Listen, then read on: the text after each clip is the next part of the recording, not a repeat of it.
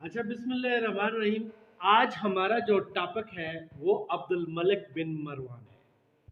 यानी ये मरवान का बेटा था और इसका अहद हुकूमत रहता है 685 से 705। इसमें ये वाहिद खलीफा था, इसके मुकाबले में कोई भी अब बाकी नहीं था, क्योंकि इमाम हुसैन भी शहीद हो गए, अब्दुल्ला बिन ज़ुबैर का भी खात्मा हो गया, सारी साजिशें ख़त्म कर दी गई हैं। ये 65 हिजरी से 86 हिजरी बनता है। अच्छा, सबसे पहले हम बनो उमैया जो है इसके बारे में मैं आपको थोड़ी सी डिटेल बताता हूँ। ये हकम जो था, ये ये फतेह मक्का के बाद मुसलमान हो गया। ये हजरत उस्मान रजी अल्लाह तआला अन्हु का चाचा था। हकम कौन था? हजरत उस्मान का चाचा था। मुसलमान बेजाहिर हो गया, लेकिन नबी करीम सल्लल्लाहु अलैहि वसल्लम का अंदर से मुखालिफ था। तो नबी करीम सल्लल्लाहु अलैहि वसल्लम को इसके हालात का पता था। नबी करीम सल्लल्लाहु अलैहि वसल्लम ने इसको 10 साल के लिए जलावतन कर दिया था। और जब इसको जलावतन कर दिया गया तो उसके बाद हजरत उस्मान रजी अल्लाह तआला अन्हु नबी करीम सल्लल्लाहु अलैहि वसल्लम के आखिरी दौर में इनसे इजाज़त ले ली थी कि मेरा चाचा हाकम जो है उसको मैं वापस मदीना लाता हूँ। तो नबी करीम सल्लल्लाहु अलैहि वसल्लम ने इजाज़त दे दी थी। ये हजरत उस्मान पे इल्ज़ाम भी लगा था कि नबी करीम सल्लल्लाहु अलैहि वसल्लम ने जिस शख्स को जलावतन किया तो आपने उसे वापस ले आए। तो हजरत उस्मान ने फरमाया कि मैंने तो इजाज़त इनसे ले ली थी, लोगों को पता नहीं था। बहरहाल जी, ये हजरत उस्मान का चाचा था। अब ये जब खिलाफत हजरत इमाम ने यजीद जिस वक़्त वाक़ करबला होता है और उसके बाद जब यजीद का इंतकाल होता है, तो यजीद की जो बीवी थी ना, उस बीवी से शादी की मरवान ने। मरवान हाकम का बेटा है। अब उससे शादी की तो कहते हैं कि ये जब आखिर में ये यजीद की जो बीवी थी, इसका छोटा बेटा था, खालिद नाम था। इसने कहा जी जब आप खलीफा नहीं होंगे, बाद में मेरे बेटे को आपने खलीफा बनाना है। अब ये मरवान मान गया, लेकिन बाद में एक दिन ऐसा हुआ कि खालिद की बड़ी इसने बेइज्जती की। तो खालिद ने जाकर अपनी माँ से कहा कि ये मरवान ने मेरी बड़ी बेइज्जती की है। तो इसको कहा जाता है कि यजीद की बीवी ने जी एक साजिश करके इसको जहर दिया है मरवान को, और ये फौत हो गया, अब्दुल मलिक का बाप। एक ये रिवायत है। दूसरी रिवायत ये है कि ये सोया हुआ था और इसको जाकर इसके गले में रस्सी डालकर इसको कत्ल कर दिया गया। बहरहाल ये दोनों बातें तारीख में जिक्र हैं। तो मरवान फौत हो गया। मरवान के बाद उसका बेटा अब्दुल मलिक जो है ये खलीफा बनता है। और अब्दुल मलिक के हम कुछ हालात पीछे पढ़ चुके हैं कि अब्दुल्ला बिन ज़ुबैर से इनकी किस तरीके से मुकाबला हुआ और इनको ख़त्म किया गया। फिर अब्दुल मलिक का बेटा कौन है? वलीद बिन अब्दुल मलिक। फिर अब वलीद, उसके बाद इसका भाई सलमान बिन अब्दुल मलिक खलीफा बनता है। फिर उमर बिन अब्दुल अजीज जो है ये इनका करीबी रिश्तेदार है, ये अब्दुल अजीज का बेटा है, ठीक है। और ये खलीफा बनता है। इसके बाद यजीद बिन अब्दुल मलिक खलीफा बनता है। फिर हशाम बिन अब्दुल मलिक खलीफा बनता है। फिर वलीद बिन यजीद है। उसके बाद यजीद सालिस बिन वलीद है। फिर आखिरी खलीफा जो है बनो उमैया का मरवान सानी बिन मोहम्मद है।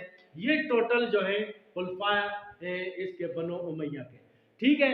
अब हम डिटेल से पढ़ेंगे अब्दुल मलिक बिन मरवान के बारे में। देखें, सबसे पहले इसका तारफ आता है। अब्दुल मलिक जो था ये मरवान का बेटा था, और मरवान जो था ये हज्जाज का गवर्नर भी रहा हजरत उस्मान के दौर में। और मरवान जो था ये सेक्रेटरी भी था इसका हजरत उस्मान का। इसलिए अब्दुल मलिक की तालीम और तरबियत मक्का और मदीना में हुई। वहाँ के बड़े बड़े सहाबा इकराम से इन्होंने तालीम हासिल की, उलमा से तालीम हासिल की, इसलिए बहुत बड़ा आलम था। और कहा जाता है कि ये इतना बड़ा आलम था, बड़े बड़े आलम जिस मसले को हल नहीं कर सकते थे अब्दुल मलिक कर लेता था। और जब अब्दुल मलिक को खबर मिली कि इनका बाप मरवान जो है वो इंतकाल कर गया है और अब्दुल मलिक से कहा गया कि अब आप खलीफा हैं, उस वक़्त कहा जाता है कि अब्दुल मलिक कुरान पढ़ रहा था और इसने जैसे ही कुरान को इसने बंद किया और कहा न जाने आज के बाद मुझे कुरान पढ़ने का फिर मौका मिलेगा या नहीं।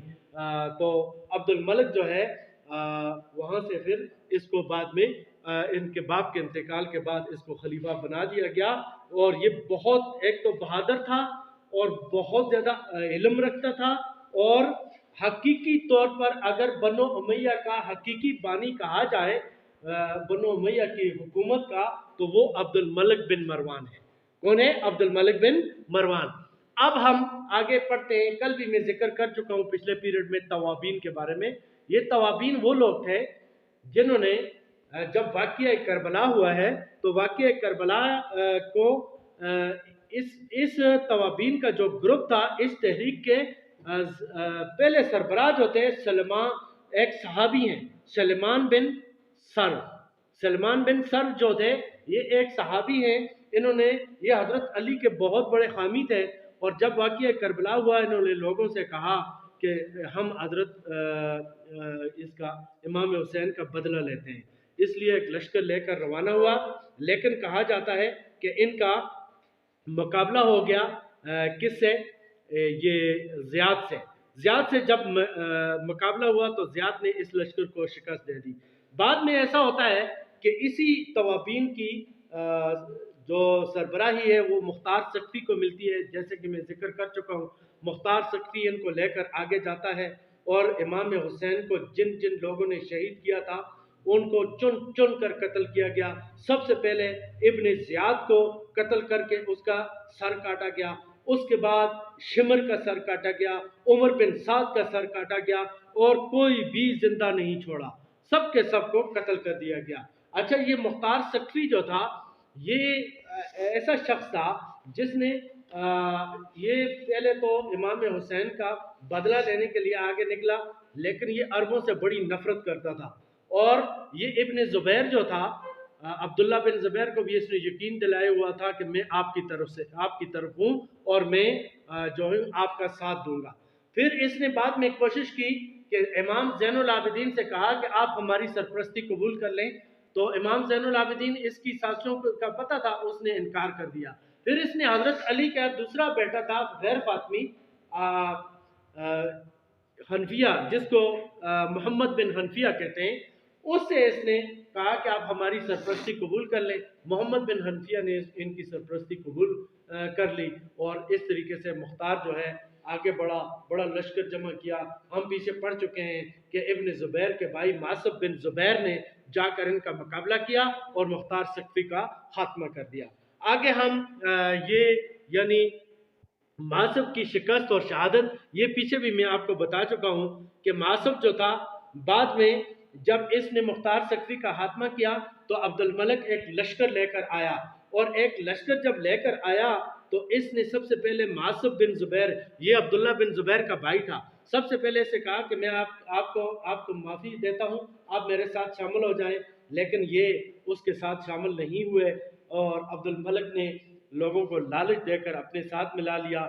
بعد میں یہ معصب کے پاس بہت کم لوگ رہ گئے، حملہ کیا گیا، اور معصب بڑی بہادری سے لڑتا ہوا شہید ہو گیا۔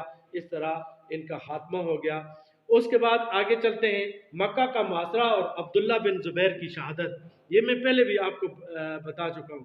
دیکھیں جی، جب عبداللہ بن زبیر مکہ میں تھے تو یہ عبد الملک نے کیا کیا کہ اپنے مشہور جرنیل حجاج بن یوسف کو بھیجا۔ حجاج بن یوسف نے سب سے پہلے کوشش کی عبداللہ بن زبیر سے کسی طریقے سے وہ بیعت کر لیں، انہوں نے نہیں کی، تو انہوں نے خانہ کعبہ پہ پتھر بھی برسائے، اور خانہ کعبہ پہ اتنے پتھر برسائے گئے کہ خانہ کعبہ کو آگ لگ گئی، اور کہتے ہیں کہ حضرت ابراہیم علیہ السلام نے جو دمبا ذبح کیا تھا، جنت سے آیا تھا، اس کے سینگ پڑے ہوئے تھے خانہ کعبہ میں، وہ بھی جل گئے، اتنی سنگ باری کی حجاج بن یوسف نے۔ آخر میں عبداللہ بن زبیر نے باہر نکل کر مقابلہ کیا، اور اس مقابلے میں عبداللہ بن زبیر کو شہید کر دیا گیا، اور اس کی لاش کو 3 دن تک مکہ کے اندر لٹکائے رکھا۔ پھر عبد الملک جو تھا اس نے 3 دن کے بعد کہا کہ اس کی لاش کو نیچے اتارا جائے، اتار کر پھر ورثہ کے حوالے کی گئی۔ تو یہ اس کا واقعہ ہے۔ آگے ہم چلتے ہیں، آگے ہم پڑھتے ہیں خارجیوں کی سرگرمیاں۔ دیکھیں، حضرت علی کے دور میں ہم پڑھ چکے ہیں کہ خارجی جو تھے، یہ حضرت علی اور امیر معاویہ کے درمیان جو صلح ہو رہی تھی، جو انہوں نے اس کے مخالف تھے، تو خارجی جو تھے ابھی درد سر بنے ہوئے ہیں یہ بنو امیہ کے لیے۔ تو خارجی جو تھے، خارجیوں نے حضرت عبداللہ بن زبیر سے کوشش کی کہ ہماری مصالحت ہو جائے، لیکن عبداللہ بن زبیر نے ان سے کوئی مصالحت نہیں کی، اور اسی طریقے سے انہوں نے عبد الملک کے دور میں بغاوتیں شروع کر دیں۔ خارجی سردار نافع بن ارزق نے اہواز کے عمل کو نکال کر شہر پر قبضہ کر لیا۔ اس کے بعد دوسرے شہر فتح کرتے ہوئے بصرہ تک پہنچا۔ ابن زبیر نے محلب جو تھا بہت بڑا لیڈر سردار تھا، بڑا جنگجو تھا، اور ابن زبیر نے اس کو خارجیوں کے مقابلے میں بھیجا اور محلب کو خارجیوں کے لیے بھیجا۔ محلب نے ان کو بہت ساری شکستیں دی۔ معصب کی شہادت کے بعد محلب نے عبد الملک کی بیعت کر لی، یعنی یہ محلب جو تھا یہ کمانڈر تھا عبداللہ بن زبیر کا، لیکن جیسے ہی معصب کو شکست ہوتی ہے تو عبد الملک نے کہا کہ آپ جی مجھے خلیفہ تسلیم کر لیں، تو یہ اس کے ساتھ شامل ہو گیا۔ تو اس کے بعد معصب جو تھا اس نے محلب نے جاری رکھی اپنی خارجیوں کے خلاف جنگ جاری رکھی۔ خالد بن عبداللہ حاکم بصرہ نے اپنے بھائی عبدالعزیز کو سپہ سالار مقرر کر کے محلب کو بعد میں معزول کیا۔ خارجیوں نے عبدالعزیز کو شکست دے کر قتل کر ڈالا اور محلب کو پھر سے بحال کیا گیا۔ عبد الملک نے حجاج بن یوسف جو تھا نا اس کو، وہ عراق کا گورنر تھا، اس نے کہا کہ محلب کی مدد کریں، تو حجاج بن یوسف بار بار فوجیں بھیجتا رہا۔ اچھا جی آپ کی بک میں نہیں ہے لیکن میں آپ کو ایک واقعہ سناتا ہوں کہ یہ خارجی جو تھے ان کا ایک سردار تھا شبیب۔ وہ شبیب جو تھا اس نے ایک دفعہ نہیں، دو دفعہ نہیں، کتنی بار کہتے ہیں کہ اس بنو امیہ کی جو لشکر تھا اس کو شکست دی۔ ایک دفعہ یہ بالکل عراق فتح کرنے کے قریب پہنچ گیا اور بہت بڑا لشکر تھا بنو امیہ کا، اس کو شکست دی۔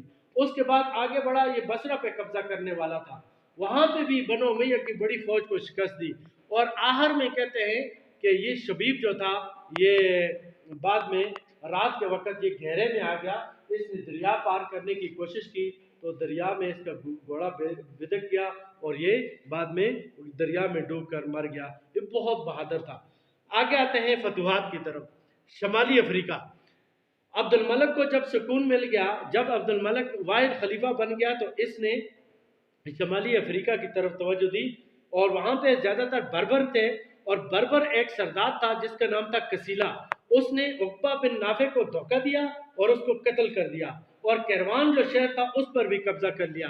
عبد الملک کو جب ان بغاوتوں سے یہ بالکل فارغ ہو چکا تھا تو اس نے زہیر بن قیس کو شمالی افریقہ بھیجا۔ زہیر نے کسیلا کو شکست دے کر قتل کر دیا، اور لیکن بعد میں یہ رومی جو تھے انہوں نے حملہ کر کے اچانک زہیر کو بھی قتل کر دیا۔ اس پر عبد الملک نے حسان بن نعمان کو بھیجا۔ حسان بن نعمان جو تھا کیروان کو اس نے دوبارہ فتح کیا، اور حسان جو تھا بحر اوقیانوس تک کے علاقے، پیسیفک اوشن تک کے علاقے اس نے فتح کر دیے، لیکن وہاں کی جو ملکہ تھی اس کا نام تھا وامیہ۔ ملکہ وامیہ جو تھی وہ آگے بڑھی اور اس نے اس کو شکست دے دی، لیکن بعد میں اس کو حسان کو اس نے شکست دے دی، اور حسان نے بعد میں دیکھا کہ ملکہ کی فوج میں پھوٹ پڑ گئی ہے، اس نے دوبارہ حملہ کر کے ملکہ کو شکست دے دی۔ اس طرح شمالی افریقہ پورا کا پورا مسلمان سلطنت میں شامل ہو گیا۔ آگے آتے ہیں رومیوں کے ساتھ جنگیں۔ دیکھیں ایک وہ واقعہ بھی، وہ وقت بھی آیا کہ جب رومیوں نے شام کے اوپر حملہ کرنے کی کوشش کی، عبد الملک چاروں طرف سے خطرات میں گھرا ہوا تھا، اس نے روم سے کہا کہ میں آپ کو خراج دوں گا لیکن آپ شام پر حملہ نہ کریں۔ تو جب عبد الملک جو ہے واحد خلیفہ بن گیا تو اس نے رومیوں کی طرف توجہ دینی شروع کی، اور اس نے پھر روم کے مختلف علاقوں پر حملے کیے۔ اب اس میں یہ سب سے پہلے عبد الملک نے خراج دینا قبول کیا، لیکن جب اس کو فرصت ملی تو اس نے روم کے بہت سارے علاقوں پر حملہ کیا، اور اسی طرح تلی تلا اور مسیسا کے علاقے اس نے عبد الملک نے فتح کر دیے۔ پھر ترکستان آتا ہے۔ آگے ترکستان پر قبضہ۔ محلب جو تھا میں آپ کو بتا چکا ہوں کہ خارجیوں کے مقابلے میں تھا، جب خارجیوں سے یہ فارغ ہوا تو ترکستان کے سردار سبل کو شکست دے کر علاقے پر اس نے قبضہ کیا۔ اسی دوران محلب کا انتقال ہو گیا۔ عبد الملک نے اس کے بیٹے یزید کو خراسان کا گورنر مقرر کیا۔ یزید کے بھائی مفضل نے آگے بڑھ کر باغدیس اور بہت سارے علاقے فتح کر لیے۔ اب आगे आते हैं अब्दुल मलिक की इस्लाहात। अब्दुल मलिक ने सबसे पहला काम क्या किया है? अदबी तरक्की। यानी अब्दुल मलिक के दौर में अब्दुल मलिक खुद भी बहुत ज़्यादा पढ़ा लिखा इंसान था, और इसने सबसे पहले अदबी अदबी तरक्की में क्या हुआ, इसने बहुत सारी पुरानी किताबों का दोबारा से मुताला, उसकी ट्रांसलेशन भी कराई, और इसका ज़्यादा अरसा चूँकि मक्का और मदीना में गुजरा था, तो मरवान ने इसकी बहुत अच्छी तरबियत की थी। अब्दुल मलिक बहुत बड़ा आलम था, और उसने इल्मी और अदबी तरक्की पर खास तवज्जो दी, आलमों और फाजलों के वज़ाइफ मुकर्रर किए। इससे अरबी अदब को बहुत ज़्यादा फ़ायदा हुआ। आगे आता है जी अरबी ज़बान को सरकारी दफातर में राइज करना। देखें जी, अरबी ज़बान जो थी, इससे पहले सरकारी दफ्तरों में या तो फारसी ज़बान चलती थी या रूमी ज़बान चलती थी। अब्दुल मलिक ने कहा कि आज के बाद जो ख़त किताबत होगी और सरकारी जिस तरह हमारी इंग्लिश है, तो उसने कहा अब अरबी सरकारी ज़बान होगी। इससे ये फ़ायदा हुआ कि अरबी को बहुत तरक्की मिली, हर किसी ने अरबी सीखनी शुरू की। फिर इस्लामी सिक्का, इसका बहुत बड़ा कारनामा है। ऐसा हुआ है, इसकी भी एक तारीख है कि इस तरह हुआ है कि रूमी जो थे, मुसलमान जब भी रूमियों को हाथ लिखते थे उसमें कलमा लिखते थे, बिस्मिल्लाह लिखते, तो रूमियों ने कहा जी आप इसके ऊपर इस तरह की बातें लिखते हैं, हम अपना जब सिक्का जारी करेंगे ना, तो उसमें भी हम ऐसी बातें अपनी लिखेंगे कि आपको फिर गुस्सा आएगा, हम इस्लाम के खिलाफ बातें लिखेंगे। तो अब्दुल मलिक ने कहा चलो मैं अपना सिक्का जारी करता हूँ। इससे पहले मासब ने भी अपना सिक्का जारी करने की कोशिश की थी। नबी करीम सल्लल्लाहु अलैहि वसल्लम के दौर में जो सिक्के थे, वो भी ये कुप्ती सिक्के चलते थे, या रूमी सिक्के और ईरानी सिक्के चलते थे। अब्दुल मलिक ने क्या किया, इस्लामी सिक्का राइज किया। इसके ऊपर कलमा लिखा होता था, इसमें सोने का भी सिक्का था, चांदी का भी सिक्का था, तांबे का भी सिक्का होता था, और दमिश्क के अंदर इसने टकसाल कायम की, वहाँ पे सिक्के बनते थे। और जैसे ये सिक्के बने तो इस्लामी जो सुल्तनत है उसकी इक्तिसादी हालत बहुत बेहतर हो गई, क्योंकि लोग इस्लामी सिक्के में लेन देन अब करने लगे थे। ये इसका बहुत बड़ा कारनामा है। फिर एराब देखें, ये ज़ैर ज़बर पेश पहले अरबी पे नहीं लगती थी, ये ज़बर ज़ैर नहीं लगती थी, तो अरबी चूँकि बाहर के लोगों को तो समझ नहीं आती थी, इसलिए बड़ा मसला होता था। तो अब्दुल मलिक ने सबसे कमाल का काम ये किया है कि इसने हज्जाज बिन यूसुफ से कहा कि आप अरबी को आसान बनाएं, तो उसने ज़ेर ज़बर पेश वगैरह का इजाफा करके अरबी को इतना आसान बना दिया कि अब हर कोई उसको सीख सकता था। ये देखें, हज्जाज बिन यूसुफ के बारे में बाद में हम पढ़ेंगे, बड़ा जालिम इंसान था, लाखों इसने कत्ल किए, लेकिन इसका ये कारनामा भी है। अगर ये ज़बर ज़ेर पेश उस वक्त ये अरबी के ऊपर न लगा था, अरबी हरूफ के ऊपर, तो हम भी नहीं सीख सकते, क्योंकि अरबी जो है वो इस तरह लिखी जाती है कि उसके लहजों का अब पता ही नहीं चलता है। फिर आगे नए शहर आबाद करना, ये अब्दुल मलिक जो था, जब इसको सुकून मिल गया तो इसने बहुत सारे नए शहर भी आबाद किए, और जो पहले से शहर थे ना, उनको भी इसने बड़ा इम्प्रूव किया। इसमें बड़ी बड़ी छावनियाँ भी कायम की गई, और इसी तरीके से कूफा और बसरा के दरमियान एक वासत शहर इसने बसाया, ठीक है। और मुख्तलिफ इलाकों में इसने छावनियाँ भी कायम की। इसी तरह महकमा डाक का इधर मैंने नहीं लिखा है, महकमा डाक को अमीर माविया रज़ियल्लाहु तआला अन्हु ने बहुत एडवांस किया था, और इसने भी अब्दुल मलिक बिन मरवान ने भी महकमा डाक को बड़ी तरक्की दी। और ये डाक का जो महकमा था, ये खलीफा के लिए जासूसी का काम भी करता था। इसके लिए रास्ते बनाए गए, घोड़े रखे गए, लोगों की भी डाक लेकर आते थे, और खलीफा को भी हालात से बाखबर रखते थे। और इस तरह होता था कि एक घोड़ा एक खास इलाके तक वो पैगाम लेकर जाता, आगे दूसरा जाता, आगे तीसरा, और इस तरह जो था, उस वक्त तो गाड़ियाँ होती नहीं थी, तो इस तरीके से बात पहुंच जाती थी।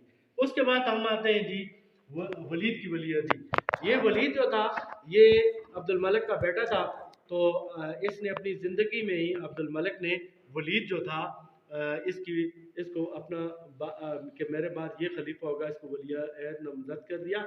ना सिर्फ इसको किया, बल्कि इसके साथ साथ इसने सलमान को भी, कि पहले वलीद खलीफा होगा, फिर उसके बाद सलमान खलीफा होगा, तो इस तरीके से इन्होंने वलीअहद नामज़द किया। उसके बाद अब्दुल मलिक की वफ़ात, कहते हैं अब्दुल मलिक जो है वो 84 साल की उम्र में तकरीबन कहा जाता है कि ये फौत हुआ, और इस्लाम का ये बहुत बड़ा खलीफा था, ठीक है जी।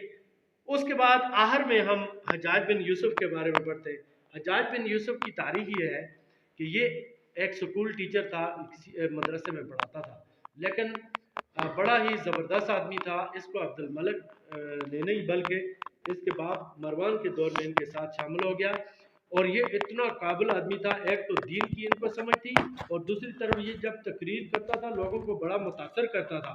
तो ये अब्दुल मलिक के साथ जब शामिल हुआ ये, और इसने पहले अब्दुल्ला बिन ज़ुबैर को शिकस्त दी, उसके बाद इसने खारजियों का खात्मा किया। इसके बाद ये गवर्नर था इराक का, और इसको एक और बहुत सारे इलाके इसके अंडर कर दिए गए।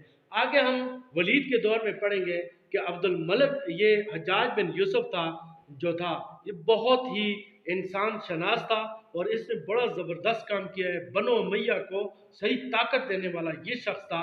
और इसी के दौर में सिंध फतह होता है, इसी के दौर में ये अफ़गानिस्तान और ये रसिया के ताजिकिस्तान तुर्कमानिस्तान फतह होते हैं। इसी के दौर में मुसलमान स्पेन पर हमला करते हैं और स्पेन फतह करते हैं। तो ये बहुत बड़ा इसका सपोर्टर था बनो उमैया का, लेकिन था बड़ा जालिम। कहा जाता है कि इसने अपनी ज़िंदगी में लाखों लोगों को कत्ल किया, बेगुनाह भी कत्ल करता था, इतना सफाक था। कहा जाता है इसके बारे में बहुत सारे यानी मगरबी जो तारीखदान हैं वो भी कहते हैं कि ये बहुत ही ज़्यादा, एक अंग्रेज़ मुअर्रिख जो है उसके मुताबिक हज्जाज बिन यूसुफ अपने जुल्म, सफाकी और जा पसंदी के लिए मशहूर है, लेकिन उसमें चंद सिफात भी थी। ये शोला बयान मुकर्रर था और ये बड़े से बड़े मजमे पे ऐसी तकरीर करता था कि सब मुतासर हो जाते थे। ठीक है, ये मुख्तसर तौर पर मैंने जी अब्दुल मलिक बिन मरवान के बारे में आपको बताया है। बाकी इंशाल्लाह आप बुक से पढ़ेंगे ये चीज़ें क्लियर होती जाएंगी।